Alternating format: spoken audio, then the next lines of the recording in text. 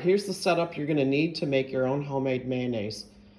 All right, so you've got a little glass container with a lid on it.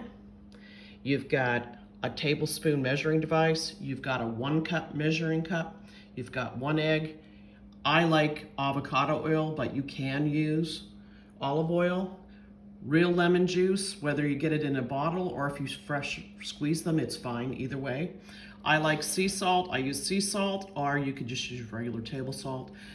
The key ingredient here is the French's Dijon. It's all natural ingredients and it tastes amazing. And then of course an emulsion blender. So that's all you need to make your own homemade mayonnaise. All right, here we go. I'm gonna zing it with my emulsion blender. There's the blender. This is how you make mayonnaise.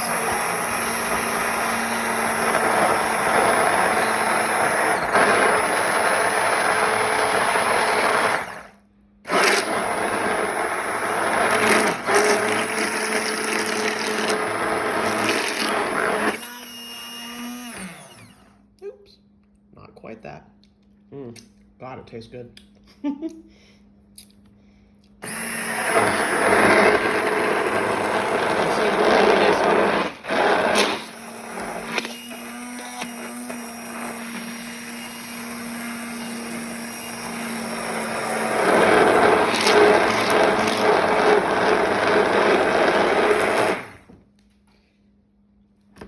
Then you take the blender out, and then you can see already it's very creamy, delicious. Then refrigerate it for like an hour, put the lid on it and let it sit.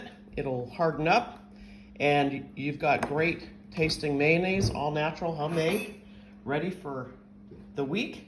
They last about 7 days in the fridge.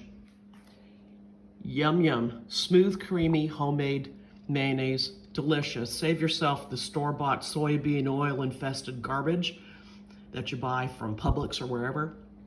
This is the best. Then put a lid on it, put it in the fridge, and use it all week. Ta-da!